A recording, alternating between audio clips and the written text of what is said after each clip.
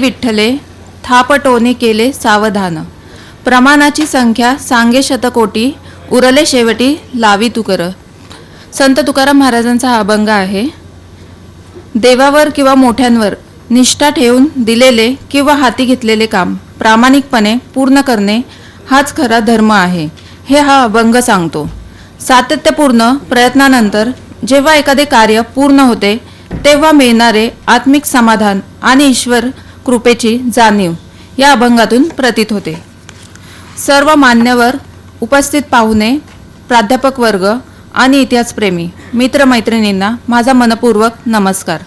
आजच्या हेरिटेज वॉकच्या या वर्षीच्या पहिल्या कार्यक्रमाची सुरुवात करताना मला आनंद होत आहे. गेल्या 5 वर्षापासून हेरिटेज वॉकचा हा उपक्रम सातत्याने आणि यशस्वीपणे पूर्ण सुरू झाले आहेत. या प्रवासात इतिहास, संस्कृती आणि आपल्या वारशाबद्दलची जाणीव अधिक लोकांपर्यंत पोहोचवण्याचे महत्त्वपूर्ण कार्य आपण सर्वजण मिळून करत आहोत. या उपक्रमाचे आणखी एक वैशिष्ट्य म्हणजे आपले कार्यक्रम नेहमी नियोजित वेळेत सुरू होतात. वेळेचं महत्त्व जपत प्रत्येक कार्यक्रमाचे उत्कृष्ट नियोजन आणि शिस्तबद्ध आयोजन करण्यासाठी सर सातत्याने प्रयत्न करतात. त्यांचे मी मनापासून कौतुक करते आणि अभिनंदन करते. विशेषतः इतिहास आणि वारसा याबद्दल आवड पुढच्या पिढीपर्यंत पोहोचण्यासाठी आपण हे घेत असलेला हा सातत्यपूर्ण पुढाकार खरोखरच कौतुकास्पद आहे. आजच्या या कार्यक्रमासाठी उपस्थित असलेल्या सर्व मान्यवरांचे आणि सहभागींचे मी मनपूर्वक स्वागत करते. चला तर मग या वर्षीच्या हेरिटेज वॉकच्या या पहिल्या प्रवासाला उत्साहाने सुरुवात करूया आणि आपल्या समृद्ध इतिहासाच्या नव्या पैलूंचा अनुभव घेऊया. आपल्या सर्वांचे मनपूर्वक स्वागत करते आणि धन्यवाद. सुप्रभात. आजच्या कार्यक्रमाला आम्हाला राजगडाची आभासी सहल दाखवण्याची संधी दिल्याबद्दल मी आयोजकांना धन्यवाद देतो. सुरुवातीलाच एक सांगतो की मी काय फारसा किंवा अजिबातच चांगला बोलणारा नाही आहे, त्यामुळे इथे औपचारिक जे काही बोलायचं असतं ते राहून गेल्याबद्दल मी आधीच एक क्षमा मागून टाकतो. आज इकडे येत असताना एक अशी गोष्ट सकाळी आई बोलली की जायलाच पाहिजे का, कारण काल 2 इंजेक्शन्स घेऊन मी इकडे यायचं म्हणून आलोय. आठवडा आधीचा पुष्कळ ताप आलेला होता आणि एक्झॅक्टली 23 वर्षांपूर्वी पहिल्यांदा राजगडावर गेलो होतो. तोही प्रसंग असाच होता. डेंग्यू झाला होता आणि 3 आठवड्यांनंतर घरी आल्यानंतर 3 आठवड्यांनी मित्रांकडे राहायला गेलो आणि दुसऱ्या दिवशी सकाळी राजगडावरती जाऊन संध्याकाळी घरी आलो. तेव्हा ते एक आपल्याला राजगडला जाता येत नाही याच्या एक प्रेमळ असूया आईच्या, मावशीच्या, काकूच्या बोलण्यात कायम जाणवायची. आणि त्या दिवशी ते चिडून ती म्हणाली की आज नसता गेलास तर चाललं नसतं का. मला असं एक राजगडाने तो एक वाईब ती आज सकाळी आई ते बोलली तेव्हा मला झालं की 23 वर्ष झाली आई तीच आहे, राजगड तोच आहे, मी तोच आहे आणि संवादही तोच आहे की आज नसता गेलास तर चाललं नसतं का. थोड्या फंबल्स बद्दल पुन्हा एकदा सॉरी म्हणतो. काय आहे रे त्याच्यामध्ये नक्की. 23-24 किल्ले महाराजांचे तू जाऊन पाहून आलेला आहेस. राजगडमध्ये काय असतं एवढं नक्की की परत परत जात राहावं असं वाटतं. आणि पुन्हा तेच की आमच्या लहानपणी नेता असं मुलींना न्यायची पद्धत नव्हती आणि थोड्या मोठ्या झाल्यानंतर आम्ही संसारात अडकलो त्यामुळे आम्हाला जाता आलं नाही आणि आता फिजिकली शक्य नाही. आणि मग ते थोडं चिडवणं पण व्हायचं की तुम्हाला नाही बघता येणार, मग आम्हीच बघणार आहोत आणि आम्ही जात राहणार आहोत राजगडावरती. अशी ती सगळा संवाद आत्ता येत असताना आठवला. पण मग काय आहे राजगडावरती ते आता आपण याच्यामध्येच बघणार आहोत. खरं तर बहुसंख्यांना ते माहितीच आहे, त्याच्यात नवीन असं काही नाहीये. आपण सगळ्यांना जे तिथे जाऊन जे बघू शकतो तेच आता आपण इथे बघणार आहोत. पण तरी पण काय आहे त्याच्यामध्ये असा जो प्रश्न आहे त्याचं माझं काय उत्तर ते मी फक्त सांगतो. मला असं वाटत होतं की खूपच म्हणजे बाबासाहेब पुरंदऱ्यांचं आपले कॅसेट शिवकल्याण राजा आहे त्याच्यामध्ये कुठल्या तरी गाण्याच्या आधी त्यांचं बोलणं आहे की महाराजांनी आणि त्यांच्या जीवलगांनी देवमस्तकी धरून 3 तपे हल्लकल्लोळ केला. ती जी काय 3 तप आहेत ना हल्लकल्लोळाची त्याच्यातली 2 तप तो तपस्वी या डोंगरावरती राहून त्यानं ते तप केलेलं आहे. म्हणून त्या किल्ल्याचं फार महत्व आहे असं वाटतं. आणि दुसरं एक विचार करताना असं म्हणजे मला काय एवढं भावना असेल असं व्यक्तिशः मला असं वाटलं की बहुतेक महाराज 36-37 वर्षाचे असताना आग्र्याला गेले. खूप मानहानिकारक तह करून त्यांना तिकडे जायला लागलं. प्रदीर्घ काळ कैदेमध्ये अडकले. त्याच्यानंतर ते परत आले. 12 किल्ल्यांचं फार छोटासा रेव्हेन्यू असलेलं राज्य त्यांचं शिल्लक राहिलेलं होतं आणि 44व्या वर्षी वयाचा त्यांचा राज्याभिषेक झालेला आहे. तर 37व्या वर्षी ऑलमोस्ट झिरोमध्ये त्यांची आयुष्य उभं होतं. 12-13 किल्ले आणि त्यांचे निवडक किंवा त्यांनी त्यांच्या आयुष्यात जोडलेले सगळे त्यांचे सरदार मावळे जे काय सेना असं जे काय होतं एवढं थोडंसं शिल्लक राहिलेलं होतं.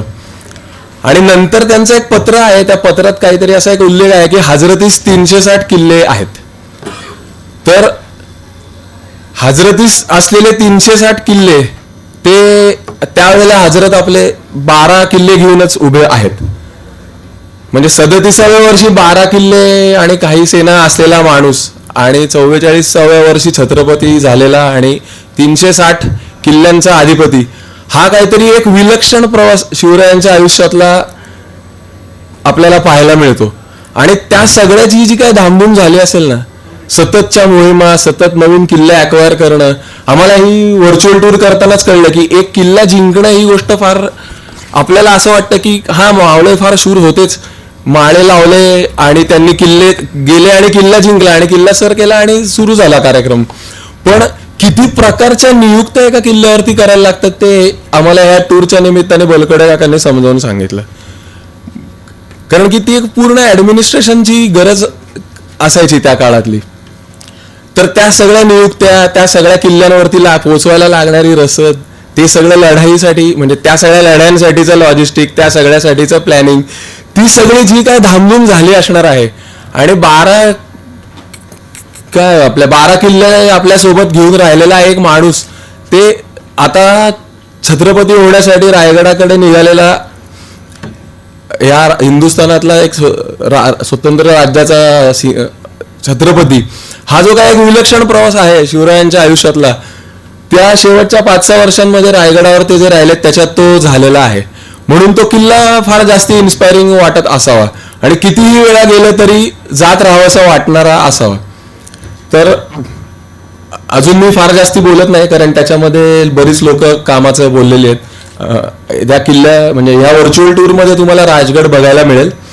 त्याच्यासोबत प्रके घाणेकर सरांचं आणि बलकवडे सरांचं त्यांचं त्याबद्दलचं मार्गदर्शन पण आपल्याला थोडं व्हिडिओच्या माध्यमातून ऐकता येईल. तर आपण मी श्रेयसला रिक्वेस्ट करतो की त्यांनी सुरू करावी व्हर्च्युअल टूर.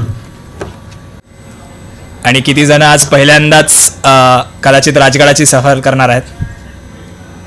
वा, भरपूर जण हे पहिल्यांदाच राजगड बघत आहेत. अनिरुद्ध दादा म्हटलं तसं साधारण वय वर्ष 10-11 असताना माझं पहिल्यांदा राजगडावर जाणं झालं आणि तेव्हा शारीरिक दमणूक हेच सगळ्यात लक्षात राहणारी पहिली गोष्ट होती की उन्हाळ्यात राजगड चढणं आणि तेही पाली दरवाजाच्या बाजूनी न जाता मुद्दाम आडवाट्याने चोर दिंडीमधनं चढणं, असं करत करत गेलो. आणि वर गेल्यानंतर मात्र ते सगळ्याचे दर्शन घडतं आणि मग तिथून सुरू झालेला प्रवास हा त्या इतिहासाच्या सगळ्या शोधापर्यंत येऊन पोहोचला. ह्या व्हर्च्युअल टूरमधनं तोच अनुभव सगळ्यांना घेता यावा हा आमचा खरं तर प्रयत्न आहे की म्हणजे अनेक इतिहासकार, इतिहास अभ्यासक यांची परंपरा महाराष्ट्राला लाभलेली आहे. त्यातलं एक महत्वाचं नाव म्हणजे बाबासाहेब पुरंदरे. आणि बाबासाहेबांचं स्वप्न होतं की शिवचरित्र हे वेगवेगळ्या माध्यमातनं महाराष्ट्रभरातच नव्हे तर जगभरातल्या लोकांच्या समोर आलं पाहिजे. आणि मग सर्वात प्रथम त्यांनी असं म्हणून ठेवलंय की मला वाटलं की माझी शब्द संपत्ती चांगली आहे तर मी लेखन केलं पाहिजे आणि राजा शिवछत्रपती लिहून तयार झाला. पण सर्वजण वाचतीलच असं नाही, म्हणून ते गावोगाव जाऊन सांगितलं पाहिजे. म्हणून मग ते शिवचरित्रावरची व्याख्यानमाला त्यांनी द्यायला सुरू केली. हे आणखी रंजक झालं पाहिजे, त्याच्यामध्ये लोकांना व्हिज्युअलायझेशन जमलं पाहिजे, दिसायला जमलं पाहिजे. म्हणून राजा शिवछत्रपती सारखं महानाट्य उभं केलं की शिवचरित्र हे नाट्य रूपातनं पण आलं पाहिजे. दरवेळी आपण नाटक करू शकणार नाही आणि ज्यावेळी लोक येतील, विशेषतः परदेशातनं येतील, परप्रांतातनं येतील, तेव्हा त्यांना आपल्या राजांचा इतिहास कळला पाहिजे. ह्या भूमिकेतनं जसं जगात डिझनीलँड फेमस आहे तसं शिवसृष्टी असलं पाहिजे आणि वॅक्स किंवा वेगवेगळ्या साधनांमधनं आपण शिवचरित्र मांडलं पाहिजे असं त्यांनी शिवसृष्टीचं स्वप्न पाहिलं आणि त्याचेही 2 टप्पे पूर्ण झालेत आणि त्याचं अजून काम सुरू आहे. हे गायनाच्या माध्यमातून अनेकांपर्यंत पोहोचलं पाहिजे असं लता दिदींना वाटलं, गोनीदांना, आप्पांना वाटलं, बाबासाहेबांना वाटलं आणि शिवकल्याण राजा हे संगीत रूपातलं शिवचरित्र असं निर्माण झालं. आणि बाबासाहेबांनी असं म्हटलं की ह्या सगळ्याच्या पलीकडे जात नवनवीन साधनांनी काळ बदलेल पण महाराजांच्या पराक्रमाचे पोवाडे गायले गेले पाहिजेत. व्हर्च्युअल टूर हा त्यातला एक पुढचा प्रयत्न आहे की जगभरातनं कुठनंही एका क्लिकवर ह्या राजगडाचं दर्शन घेता यावं. कारण राजगडाची गोष्ट ही महाराजांची गोष्ट आहे, महाराजांच्या किल्ल्यांची गोष्ट ही सुद्धा महाराजांची गोष्ट आहे आणि महाराज समजून घ्यायचे असतील तर त्यांचे गड किल्ले समजून घेणं हे त्यातली पहिली गोष्ट येते. गोनीदांच्या बाबतीत असं म्हटलं गेलेलं होतं की त्यांना पत्र पाठवायचं असेल तर मुक्काम पोस्ट राजगड असं लिहून पाठवा आणि तिथे नसतील तर तळेगावात सापडतील. इतका तो शिवप्रेमींचा आवडता किल्ला आहे. आणि आता आपण दादा बोलला तसं पाली दरवाजाच्या बाजूनी पाली गावातनं वाट चढून पायऱ्या चढून असं वर आलेलो आहोत आणि युनेस्कोने आत्ता जे 12 किल्ले निवडले त्याच्यामध्ये जो नावाजला गेला असा जगातला सर्वोत्कृष्ट डोंगरी किल्ला.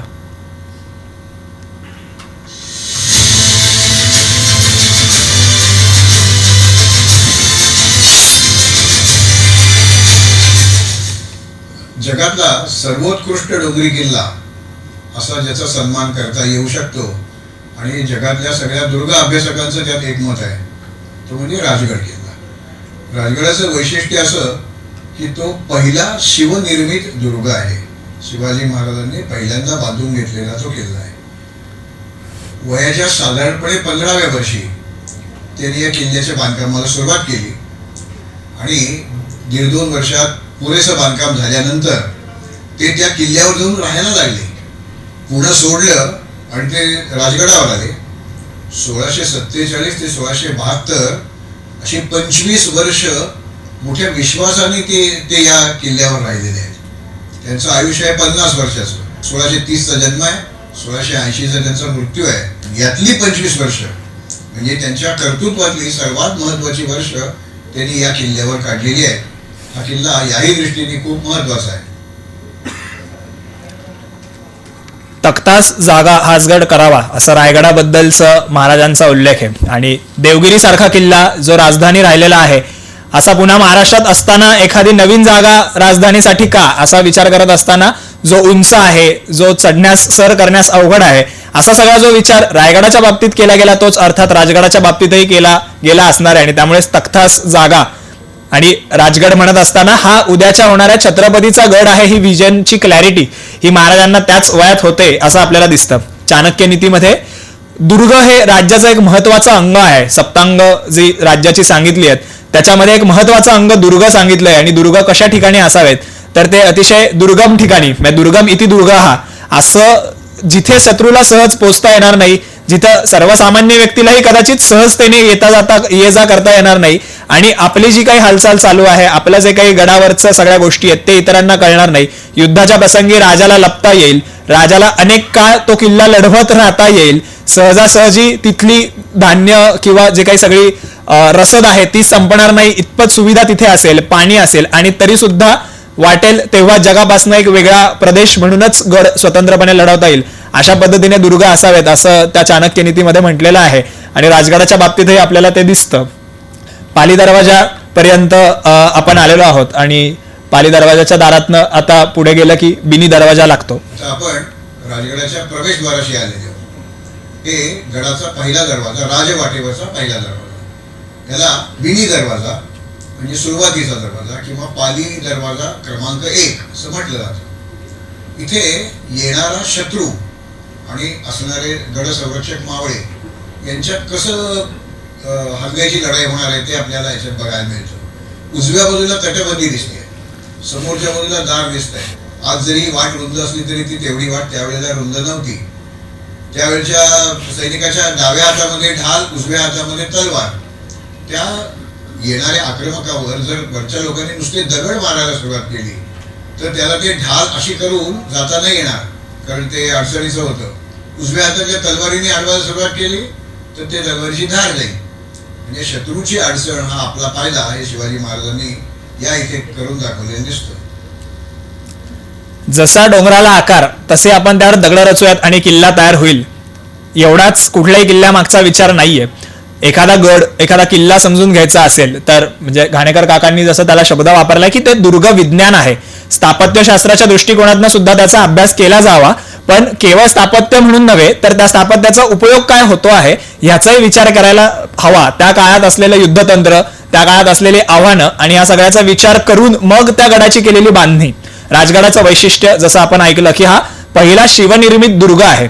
सो तिथे राजगडाच्या इतिहासामध्ये त्याला मुरुमदेवाचा डोंगर म्हणायचे, ब्रह्मदेवाचं तिथे काहीतरी स्थान होतं, लोक जात येत होती, किंवा दोन्ही शाळांच्या काळामध्ये सुद्धा तिथे काही प्रकारची हालचाल होती. अशा प्रकारचे काही संदर्भ, उल्लेख, काही शिल्प ही राजगडावर आजही आढळतात. पण तरी सुद्धा महाराजांनी जेव्हा हा राजगड बांधला, ही तटबंदी बांधून काढली, गडावरच्या वास्तू बांधून काढल्या, त्यावेळी ते अतिशय दूरदृष्टीने बांधलेले आहेत असं आपल्याला दिसतं. त्याच्यामध्ये तो राजधानीचा गड आहे हे त्यांना पहिल्यापासून स्पष्ट होतं हेही आपल्याला दिसतं. आणि कल्पना करा, म्हणजे राजगडाला जेव्हा आपण ज्या ज्या वेगळ्या ठिकाणावरनं जातो, पुण्यातनं जात असताना पाब्यातनं उतरलो किंवा टोल नाक्यावरनं पुढे गेल्यानंतर काही अंतरावर गेलो की पहिल्यांदा दिसतो तो बालेकिल्ला आणि त्याची तटबंदी, नेढं दिसायला लागतं. ती राजगडाची भव्यता ही आपल्याला आत्ता अपील होते. 300 वर्षापूर्वी, त्याच्या आधी 300-400 वर्षाच्या काळारात्र होती, गुलामगिरीत माणसं जगत असताना अशी काहीतरी भव्य दिव्य वास्तू आता उभी राहते. आणि या सगळ्या शायांच्या नाकावर टिचून कोणीतरी स्वतःचं राज्य उभं करतंय आणि ते उभं करत असतानाची भव्यता ही लोकांना, त्या मावळातल्या लोकांना रोज आपल्या डोळ्यासमोर दिसणार आहे आणि ती दिसत राहावी हाही त्यामागचा नक्की हेतू असणार आहे, कारण त्यामुळे त्या मावळातलं वातावरण बदलत जात आहे. आता ज्या वेळेला आपण या वाटेने पुढे जातो त्यावेळेला समोर पाली दरवाजा क्रमांक 2 किंवा त्याला काठी दरवाजा, कोठी दरवाजा असं नाव आहे. त्या दरवाजाकडे जाताना शिवाजी महाराजांचं आणखी एक दुर्ग स्थापत्य आपल्या नजरेस येतं. या पायऱ्या तर आहेतच, पण त्याच्या दोन्ही बाजूला 2-3 मीटर उंचीची भिंत आहे दोन्ही बाजूला. त्यामुळे वर जरी एक 8-10 मावळे असतील आणि येणारे 40-50 लोक आक्रमक असतील तरी त्यांच्यावर बाण, भाले किंवा दगड यांनी जर हल्ला केला तर त्यांना तो हल्ला चुकवण्यासाठी इकडे तिकडे पळायला जागाच ठेवलेली नाहीये.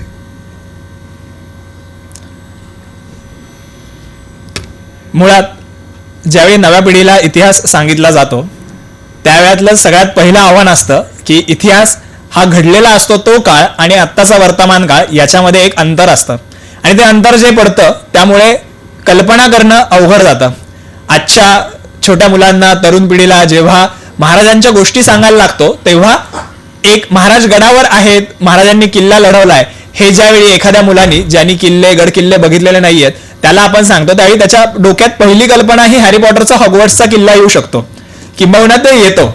आणि त्यामुळे कॅसल काय असतो ह्याची पाश्चात्य कल्पना किंवा चित्रपटातनं येणारी कल्पना आणि महाराजांचे दुर्ग ह्याच्यामधलं अंतर भरून काढण्यासाठी म्हणून अशा प्रकारे प्रत्यक्ष जाण्याचा जो उपयोग होतो तसाच व्हर्च्युअल टूरचा पण व्हावा हा यामागचा उद्देश आहे. आणि म्हणून आवर्जून अनेक व्हिडिओमध्ये ॲनिमेशन्स करण्याचा प्रयत्न केलाय की त्याच्या मागचा जो विचार आहे तो समजून घेण्यासाठी आणखी सोपं जावं, ती जी कल्पना करायची आहे, जे व्हिज्युअलायझेशन करायचंय ते आणखी सोपं जावं यासाठी म्हणून असे काही ॲनिमेशन्स याच्यामध्ये केलेली आहेत. या दरवाजाच्या कमानीच्या वरच्या बाजूला एक शिल्प आहे, ते आवर्जून पाहण्याजोगं आहे. ते म्हणजे तिथे एक राजमुकुट कोरलेला आहे. मी या देशाचा राजा आहे, ही माझी राजधानी आहे आणि या राजधानीत शिरायचा दरवाजा आहे. इथे काहीतरी राजचिन्ह दिसलं की त्या माणसाला ते आपोआपच भारून टाकेल. तिथे तो राजमुकुट कोरलेला आहे. महाराष्ट्रातल्या अन्य एकाही किल्ल्यावर असं राजमुकुटाचं दुर्गद्वार शिल्प नाही. इतिहास संशोधनामध्ये इतिहासाची जी साधनं आहेत त्याला भरपूर महत्त्व असतं आणि इतिहास संशोधक जे असतात ते त्याच्यामधून सगळा इतिहास काय घडला असेल असं रेट्रोस्पेक्ट करतात आणि त्यातनं शोधून काढायचा प्रयत्न करतात. जसा जसा काळ मागे जातो तसं तसं हे अधिक अवघड होत जातं.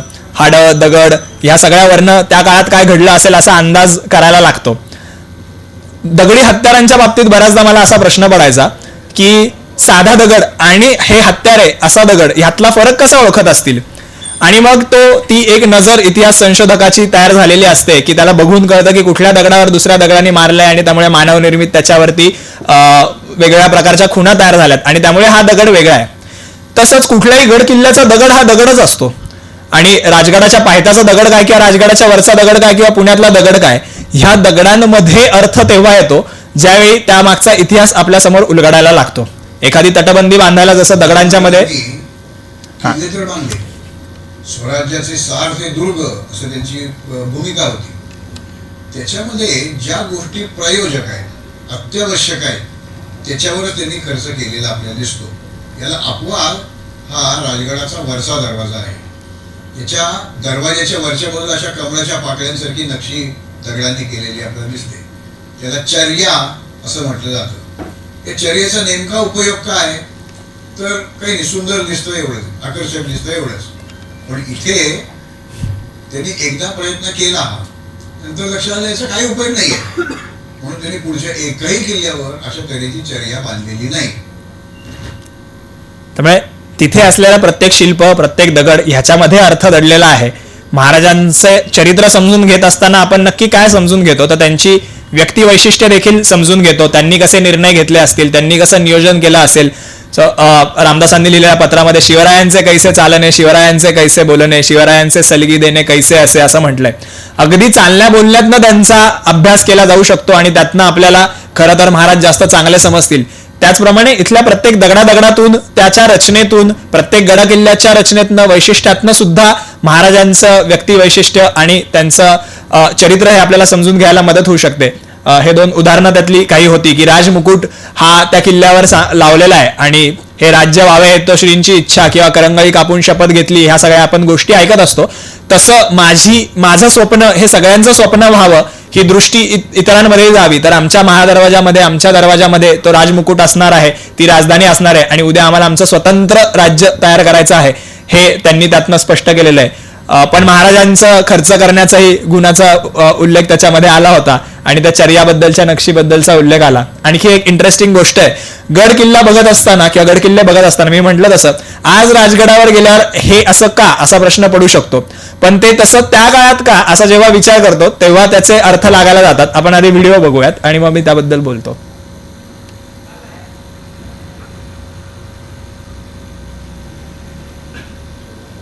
या किल्ल्याच्या तटबंदीमध्ये शिवाजी महाराजांनी केलेल्या आणखीन काही गोष्टी आपल्याला इथे बघायला मिळतात. सगळ्या शिवनिर्मित किल्ल्यांवर कटाक्षाने उभारलेली गोष्ट आहे ती म्हणजे तिथे असणारे शौचकूप.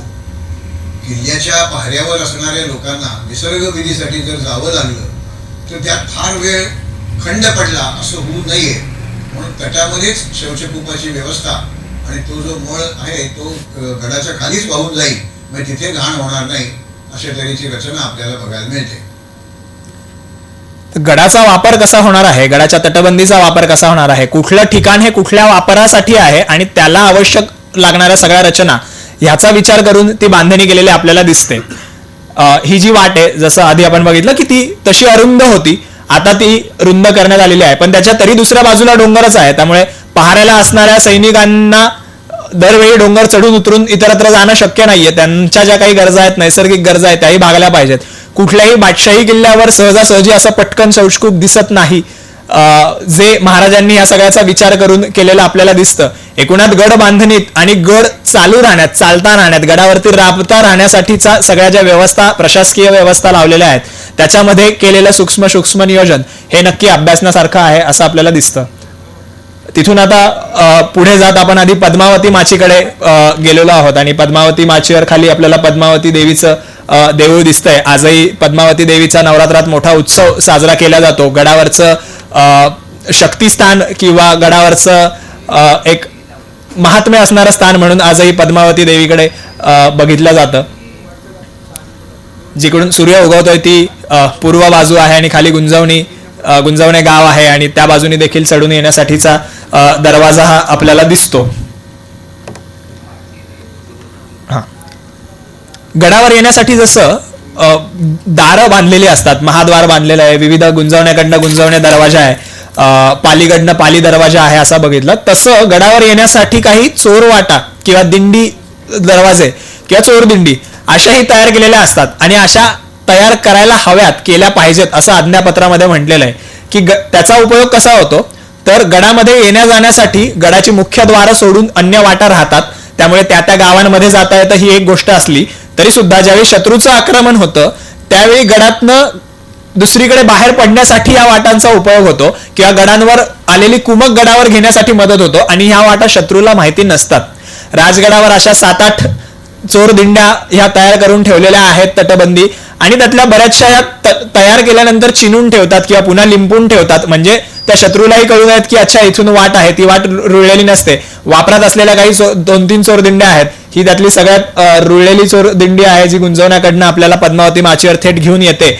तर अवघड वाट आजही तिथे आहे, त्या काळात ती आणखी अवघड ठेवलेली असणार आहे. पण गडावर हल्ला झालाय, गडाला वेढा पडलाय, अशा वेळी सगळ्या नजरा या गडांच्या मुख्य दरवाजांकडे असणार आहेत. त्यावेळी पहारा चुकून गडामधनं जाय करायची आहे, अशा वेळी अशा आडवाटेवरच्या गडाच्या पायथ्यावरनं सहज न दिसणाऱ्या आणि तटबंदीमध्ये बेमालूमपणे मिसळून टाकलेल्या लपवलेल्या अशा चोरदिंड्या या उपयोगाच्या ठरतात. चोरदिंडीकडनं पुन्हा पद्मावती माची फिरून आपण बालेकिल्ल्याकडे जात असताना मध्ये सदर लागते. ही जी सदर आहे याचं नूतनीकरण केलेलं आहे, ह्या जागेवर असेल अशा संशोधनानंतर आता युनेस्कोच्या निमित्ताने किंवा त्याच्याही आधी आपल्या गडकिल्ल्यांचं संवर्धन जतन आपण केलं पाहिजे. महाराष्ट्रातले अनेक जण यासाठी काम करतात, अगदी कार्यकर्ता वृत्तीने हे काम अनेक दुर्गप्रेमी करत असतात. तशी ही सदर बांधून काढण्यात आलेली आहे. राजगड समजून घ्यायचा असेल किंवा महाराजांचं हे सगळं 2 तप हलकल्लोळ केलेला समजून घ्यायचा असेल तर इथे काय काय झालं असेल ह्याचा विचार केला पाहिजे. म्हणजे इतिहास आपल्याशी बोलू लागला तर तो आपल्याला अधिक जास्त स्पष्ट समजू शकतो. ही जी सदर आहे ह्याच सदरेवरती 350 वर्षापूर्वी वेगवेगळे प्रसंग घडलेले असणार आहेत. आपण आज सांगू शकत नाही की ह्या माचीवरच्या ह्या सदरेवरती का बालेकिल्ल्यावरच्या ह्या सदरेवरती किंवा कुठे झालं असेल, पण हे राजगडावर झालं हे मात्र नक्की आहे. आणि त्यातले पुन्हा म्हणजे महाराजांचे पराक्रम किंवा त्यातल्या एखाद्या व्यक्तीचं कर्तृत्व समजून घेत असताना ते कर्तृत्व जास्त महत्वाचं आहे तिथल्या स्थानापेक्षा ठिकाणापेक्षा, असं नक्की आपण ज्यावेळी बघतो त्यावेळी आपल्याला जाणवेल की राजगडाचं महात्म्य काय. म्हणजे अगदी महाराजांचं बालपण हे राजगडावर बऱ्यापैकी गेलेलं आहे. पुण्यामध्ये बंगळुरूवरनं आल्यानंतर मावळामध्ये फिरत असल्यानंतर जेव्हा राजगडाची निर्मितीला सुरुवात झाली आहे, पहिला किल्ला तोरणा जिंकलाय, शेजारीच राजगड बांधायला सुरुवात केली आहे आणि त्यानंतर ही सगळी छत्रपती बनण्याची स्वप्न आणि ही महत्वाकांक्षा जिजाऊंनी त्यांना सगळं दिलेला हा सगळा वसा हे सगळं राजगडाच्या इथल्या दगडांनी ऐकलेलं आहे, राजगडाच्या इथल्या सगळ्या गोष्टींनी राजगडाने ऐकलेलं आहे. अगदी स्वराज्यावरचं पहिलं संकट फतेखानाची स्वारी झाली आहे, ती परतून लावली आहे. त्याही वेळी सगळ्या शिवापूरचा वाडा असेल किंवा राजगड असेल, इथनंच सगळं सैन्य गेलंय आणि पहिला विजय मिळवून पुन्हा जे सैन्य आलंय ते राजगडावर आलंय. त्यानंतर सगळ्यात मोठी स्वारी जी झाली ती म्हणजे अफजल खानाची स्वारी होती. आणि राजगड हा मावळातल्या 12 मावळ वर राहतात, 12 मावळ खाली राहतात असं गाभ्यात वसलेला हा किल्ला आहे. मावळामध्ये फिरावं ते मराठ्यांनी, वाऱ्यांनी आणि वाघांनी असं बाबासाहेबांनी म्हटलंय. अशा ठिकाणी तो स्वराज्याच्या हृदयाशी असलेला किल्ला आहे. तिथपर्यंत शत्रूला येऊ द्यायचं नाही म्हणून स्वराज्याच्या सीमेवर प्रतापगडापाशी जाऊन महाराज अफजल खानाशी लढतायत आणि ती सगळी गोष्ट आपल्याला माहितीच असते. पण त्यासाठी निघायला महाराज कुठनं निघालेत तर मी जिवंत परत येईल की नाही, मी आलो नाही तर जिजाऊंच्या आज्ञेने हे राज्य पुढे चालवा, संभाजी महाराजांना पुढे गादीवर बसवा, हा सगळ्याचे सगळे थॉट्स आहेत. राज्याची व्यवस्था लावून महाराज एका अर्थी बाहेर पडतायत की मी पुन्हा अफजल खान विडा उचलूनच आलेला आहे, त्यामुळे माझ्या जिवंत येण्याची शाश्वती तशी नाहीये. मी जरी 100% प्रयत्न करून चाललेलो असलो की आपल्याला आपल्या शत्रूचं निर्दालन करायचंय, तरी सुद्धा याच राजगडावरनं महाराज एके दिवशी बाहेर पडलेत आणि प्रतापगडावर गेलेले आहेत. महाराज जाण्यापूर्वी देखील राजगडावर या सगळ्या मसलती ठरल्यात, ही नियोजनं ठरली आहेत. अफजल खान वधाबाबत ठरलंय. अफजल खान निघाला तेव्हा आदिलशहानी सगळ्यांना फरमानं धाडली की अफजल खान येतो आहे आणि तुम्ही सगळ्यांनी त्याला मदत केली पाहिजे. सो मावळातल्या सगळ्या देशमुखांना देखील ही सगळी फरमानं गेली आणि त्याच्यामध्ये लिहिलेलं होतं की तुम्हाला तुमच्या कुटुंबाची काळजी असेल आणि स्वतःचं वतनाची काळजी असेल तर अफजल खानाला फौजेला येऊन मिळा आणि बादशहाचं काम करा, अन्यथा बादशहा तुमच्यावर चिडेल. अशा आशयाची पत्र ही सगळ्यांना गेलेली होती. आणि मावळातले ज्यांना अतिशय मान असे कान्होजी जेधे ह्यांच्या कारीच्या वाड्यावर असं एक फरमान येऊन धडकलंय आणि मग सगळे घाबरलेले वतनदार हे त्या कारीच्या वाड्यात जेधेंकडे येऊन जेधेंना विचारतायत की कान्होजी काका आता काय करायचं. कान्होजी जेधे हे महाराजांसोबत पुण्यात आलेले, म्हणजे शहाजी राजांचे खरं तर मित्र, महाराजांच्या किंवा बालशिवबाचे खरं तर ते आजोबा वाटतील ह्या वयाचे, पण तरी सुद्धा या सगळ्या मुलांसोबत ते उभे राहिलेले आहेत. जे सुरुवातीचे सगळी लोक आहेत बाजी पासलकर वगैरे, त्यांच्यासोबत कान्होजी काका हे उभे आहेत आणि कान्होजी जेधेंना सगळे ज्यावेळी विचारतायत की काय करायचं, त्यावेळी कान्होजींनी आपल्या 4 मुलांसह घोडी काढली आहेत, आंबवड्याच्या नागेश्वराच्या कुलदैवताचं दर्शन घेतलंय आणि थेट ते राजगडावर आलेत अशी गोष्ट सांगितली जाते. आणि राजगडावरच्या सदरेवर येऊन ते महाराजांना तो खलिता दाखवतायत. महाराज म्हणतात की तुम्ही देखील तुमच्या कुटुंबाची काळजी करा, वतनाची काळजी करा. बादशाह चिडला तर कसं होईल, सगळ्या कुटुंबाची राख रांगोळी होईल, तर कशाला तुम्ही असं स्वतःचा जीव धोक्यात घालतायत. आणि मग आपण ऐकलेली असते ती गोष्ट की त्यांनी तिथला पाणी हातावर घेतलंय आणि महाराज आजपासून वतन आणि जीव तुमच्या पायावर, असं सगळं त्या राज सदरेवर घडलेलं आहे. ती सदर आज सदर असली तरी हीच ती सदर आहे जिथे तानाजींनी सांगितलंय की आधी लगीन कोंढाण्याचं मग रायबाचं, किंवा हीच ती सदर आहे किंवा हाच तो सगळा राजगड आहे जिथे कुठे ना कुठेतरी कधी ना कधीतरी सईबाईंचं निधन आहे. राजांच्या मनातली कालवा त्यांनी बघितली आहेत. आपल्या जवळचे मावळे गेल्यानंतरच झालेला सगळा दुःखाचा प्रसंग हा अनुभवलाय. जिजाबाई स्वतः सती जायला निघाल्यानंतर त्यांना थांबवण्याचा प्रसंग हा सगळा तो अनुभवलेला आहे. असे सगळी जी गोष्ट आहे ती ह्या सगळ्या ठिकाणी घडलेली आपल्याला दिसते. इथून पुढे वेगळ्या माचांकडे आपण जाऊ. त्यावेळी आपण पुढे झुंजार बुरुजापर्यंत आता थेट आलेलो आहोत.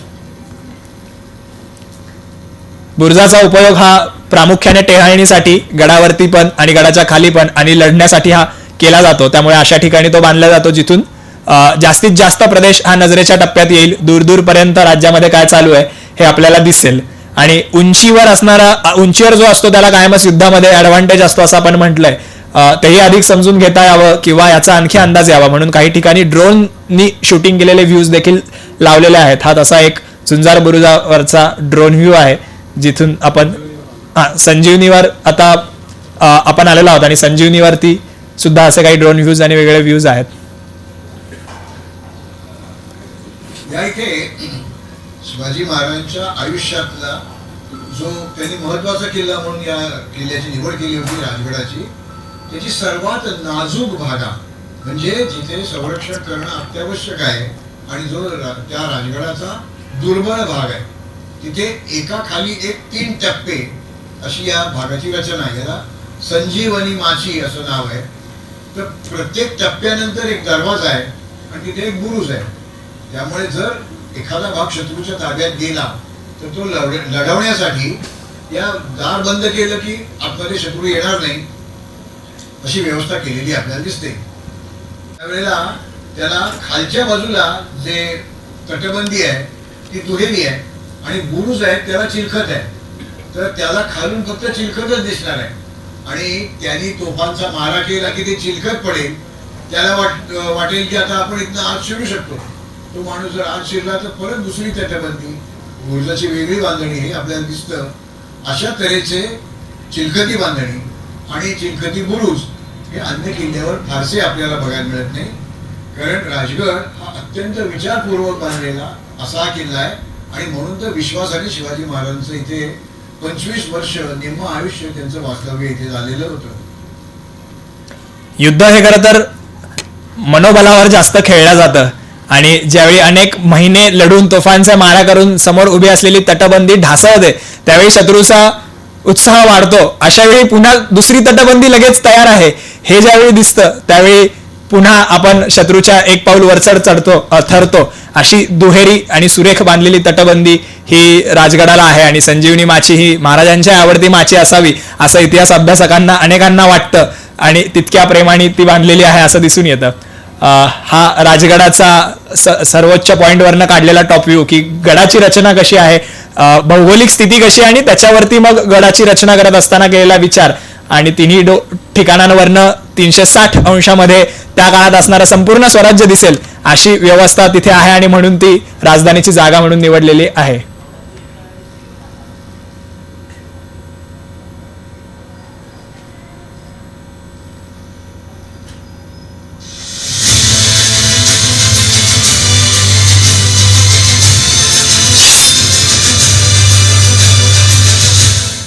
सोळाशे 45च्या सुमाराला शिवाजी महाराजांच्या ताब्यात तोरणा आला. त्याच्या दुरुस्तीचं काम काढल्यावर त्यानं तिथे भूमिगत धन सापडलं. त्याचा उपयोग करून त्यांनी समोरच्या मुरुंबदेवाच्या डोंगराला तटबंदीचं शेला भागोडं चढवलं. तिथे त्यांची स्वतःची त्यांनी राजधानी स्थापन केली. आता हा किल्लाच पूर्ण नवीन आहे त्यामुळे त्यांचे जे त्यावेळेचे शत्रू आहेत मग ते आदिलशाह असतील, मोगल असतील आणि इतर काही मंडळी असतील तर त्यांना हे रणक्षेत्रच परिचित नाहीये. तर ही जागा अशी आहे, एका बाजूला नीरा आणि वेळवंडी, दुसऱ्या बाजूला कानंदी आणि गुंजवणी अशा नद्यांची खोरी आहे. त्यामुळे कोणची तरी नदी ओलांडल्याशिवाय किल्ल्यापर्यंत पोहोचताच येणार नाही अशी दुर्गम जागा त्यांनी निवडली. म्हणजे रणक्षेत्र हे खूप त्यांनी संरक्षित निसर्गता करून घेतलेलं आहे. या किल्ल्यावरून ज्या रायगडाकडे जाणाऱ्या, कोकणात उतरणाऱ्या वाटा आहेत, त्याच्यामध्ये अनेक वाटा आहेत. मडेघाट आहे, शेवट्या घाट आहे, उपांड्याची नाळ आहे, अनेक अनेक भिसरवरून एक आहे, शिंगापूर नाळ आहे, अनेक नाळ आहे. तर त्या सगळ्या नाळांचं निरीक्षण आपल्याला या राजगडावरनं करता येतं. म्हणजे आपल्याला शत्रू एखाद्या बाजूने येतोय का, किंवा शत्रू आलाय आपल्याला निसटून जायचं आहे का, तर याची सगळी या इतक्या उंचीच्या जवळजवळ हा 4,500 फुटाच्या वर 1,500 मीटरपेक्षा जास्त उंचीचा किल्ला आहे. त्यामुळे या सगळ्या वाटांवर देखरेख करता येते आणि त्याच्या संरक्षणासाठी किंवा निसटण्यासाठी वापर करता येईल अशी ही जागा आहे. कोणत्याही शत्रूला इथे किल्ला पूर्वी नव्हता, त्यामुळे या किल्ल्याचं रणक्षेत्र कसं आहे, त्याची नाजूक जागा कोणची आहे, त्याची भक्कम जागा कोणची आहे, कुठून आक्रमण केल्यावर ते सोयीचं पडेल याचा अंदाजच शत्रूला येत नव्हता. अशी त्यांची अत्यंत अचूक अशी निवड केलेली आपल्याला दिसते.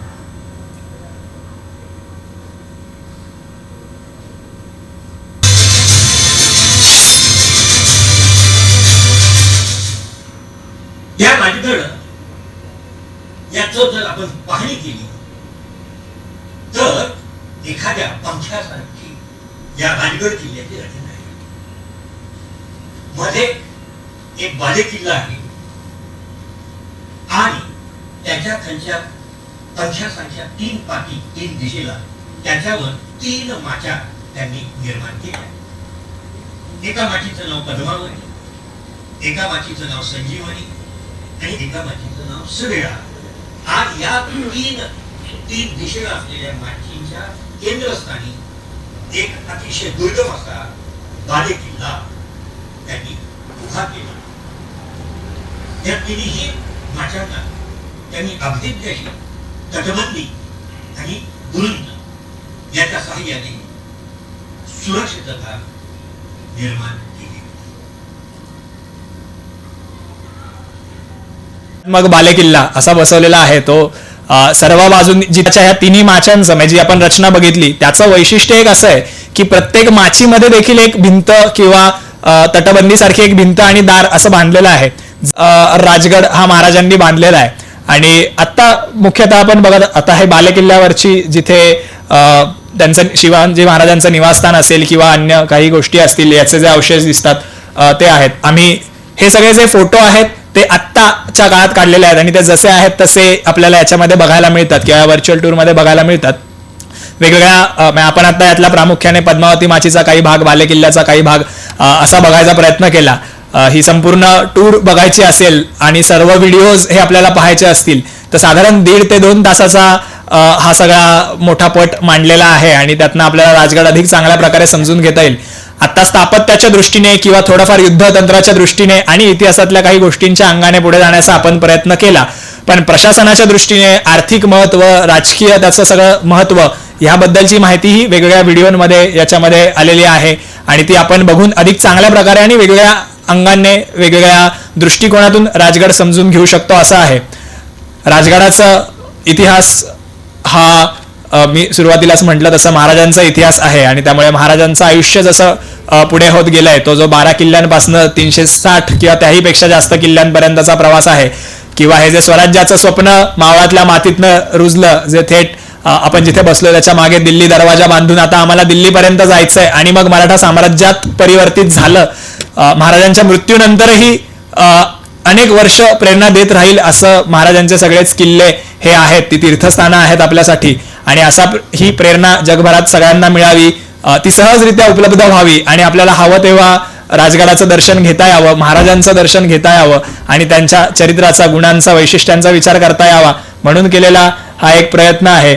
गडावरनं आजूबाजूला दिसणारी दृश्य, गडावरती असणारे ठिकाणं, आत्ता आपण जे बघितलं नाही अशी वैशिष्ट्य, पाण्याची व्यवस्था कशी केली आहे, पाण्याची टाकी कुठं आहेत, भोजनाची व्यवस्था कशी असेल, गडावर येणाऱ्या प्राण्यांची व्यवस्था, त्या काळात घोडे होते त्याची व्यवस्था कशी असेल, अन्य प्राणी कुठले होते, हे सगळं ह्याच्यामध्ये केलेलं आहे. वेळेच्या अभावामुळे सगळ्याचाच आपल्याला सगळ्या गोष्टी पाहता येतील असं नाही. हा एक छोटासा टीजर दाखवण्याचा प्रयत्न होता.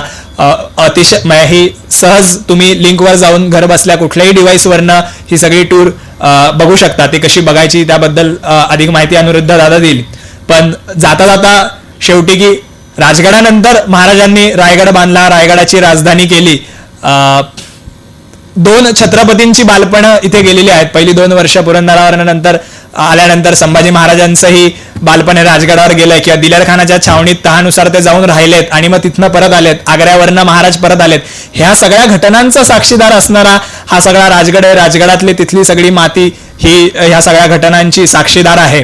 त्यामुळे ज्यावेळी महाराज राजगड सोडून निघालेत त्यावेळेचा प्रसंग हा त्या राजगडाच्या मनावर, त्या मावळातल्या लोकांवर कसा कोरला गेलेला असेल हेही विचार करण्यासारखं आहे. साधी गोष्ट नाहीये की आमचा राजा छत्रपती होतोय, त्यात तो छत्रावर बसणार आहे, हे तर बरोबरच आहे. पण नवीन राजधानीकडे जात असताना जिथे आम्ही ती पहिली सुरुवात केली, जसं ती पहिली गोष्ट असते, पहिलं प्रेम असतं, जिथनं ते स्वप्न पाहिलं त्या मातीतून आता आम्ही नव्या दिशेला जातो आहोत. असं राजगडातनं ज्यावेळी निघतायत हे संपूर्ण निवासस्थान असलेलं राजगड, इथून महाराज आणि महाराजांचं कुटुंब ज्या दिवशी दरवाजातनं बाहेर पडतंय त्या दिवशी ते राजगडाचं ते वैभव, ती राजधानी म्हणून असलेला मानमरातब हा हळूहळू कमी होत जाणार आहे हे दिसत असूनही त्याचं महत्व काकणभरही कमी होणार नाही, किंचितही कमी होणार नाही. राजगड हा राजगडच राहील आणि महाराजांच्या या सगळ्या स्वप्नांचा साक्षीदार, महाराजांच्या कर्तृत्वाचा साक्षीदार म्हणून तो राहणारच आहे. आणि जसं हा राजगड आहे तसे अनेक किल्ले हे आहेत. आमचंही असं स्वप्न आहे की जास्तीत जास्त किल्ले ह्या स्वरूपातनं तुमच्या सगळ्यांसमोर घेऊन यावेत. त्यातला हा पहिला प्रयत्न होता ज्याला तुम्ही अतिशय छान प्रतिसाद दिलात. त्यामुळे खरं तर आम्हाला खूप भारी वाटतंय. सगळ्यांचे आभार मानतो आणि आम्हाला ही संधी दिली त्याबद्दल राऊत सर, प्राचार्य सर, सगळेच महाविद्यालय आणि क्लब हेरिटेज आणि सर्व उपस्थित सगळ्यांचे मनापासून आभार मानतो. मी अनिरुद्ध दादाला जस्ट सांगतो की हे आपल्याला घरी बघायचं असेल तर कशा कशा गोष्टी बघता येतील आणि म्हणजे आपला वेळेमध्ये पुढच्या गोष्टी होतील.